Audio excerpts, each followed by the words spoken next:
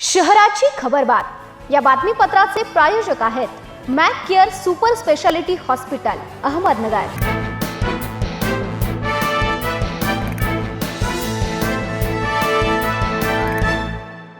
नमस्कार, मी साक्षी न्यूज 24 सह्याद्रीमध्ये तुमचं स्वागत। पाहूया अहिल्यानगर शहरातील महत्त्वपूर्ण बातम्यांचा आढावा शहराची खबरबातमध्ये।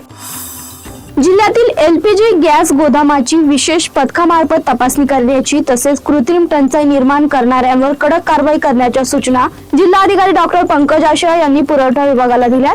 त्यासाठी 14 तालुक्यांसह नगर शहरात तपासणीसाठी 16 पथके तैनात करण्यात आली आहेत। या पथकात तहसीलदार, संबंधित तालुक्याचे पोलीस निरीक्षक, उपप्रदेश अधिकारी यांच्यासह गॅस कंपनीच्या सप्लाय अधिकारी, कर्मचारी यांचा समावेश राहणार आहे।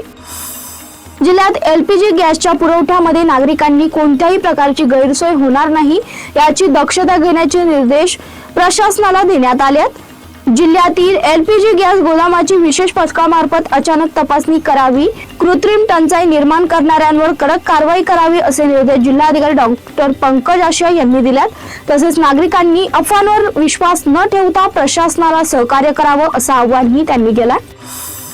महापालिकेच्या प्रशासकीय इमारतीच्या प्रवेशद्वारावर उभं राहून कर्मचाऱ्यांची उपस्थिती तपासली। या तपासणी दरम्यान सुमारे 150 कर्मचाऱ्यांपैकी 41 कर्मचारी नियोजित वेळेनंतर कामावर येताना आढळून आले। यावेळी उशिरा येणाऱ्या कर्मचाऱ्यांना महापौरांनी चांगलं सुनावलंय आणि पुढील काळात उशिरा येणाऱ्यांवर कडक कारवाई करण्याचा इशारा दिलाय। गाडे यांनी पदभार घेतल्यानंतर सर्व प्रशासनाची बैठक घेऊन कर्मचाऱ्यांनी वेळेवर कामावर हजर राहावं, गळ्यात ओळखपत्र असावं, तसंच नागरिकांची कामे प्रामाणिकपणे पार पाडावीत अशा सूचना देण्यात आल्या होत्या।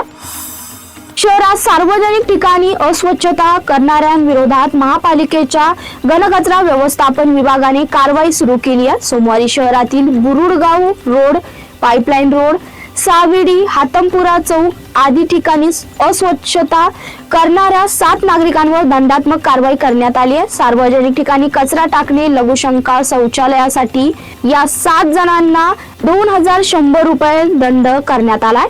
अशीच कारवाई यापुढेही करण्यात येणार असल्याचं घनकचरा व्यवस्थापन विभागाकडून सांगण्यात आलंय।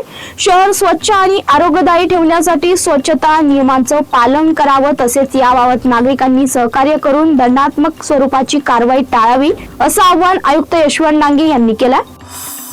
अहिल्यानगर आर्थिक अडचणीचा सामना करत असलेल्या महापालिका प्रशासनाकडून आगामी आर्थिक वर्षाच्या अंदाजपत्रकाची तयारी सुरू झाली आहे। विशेष म्हणजे तब्बल 2 वर्षांनंतर महापालिकेचं अंदाजपत्र लोकप्रतिनिधींच्या मंजुरीसाठी सभागृहात सादर होणार असल्याने त्याकडे शहराचं लक्ष लागलंय। मार्च महिन्याच्या शेवटच्या आठवड्यात अंदाजपत्रक सादर होण्याची शक्यता आहे।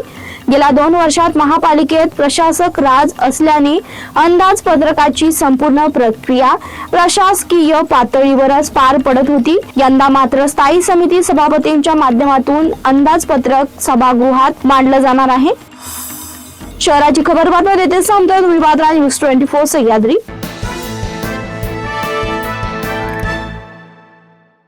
या बातमीपत्राचे प्रायोजक होते Mac care super speciality hospital Ahmednagar.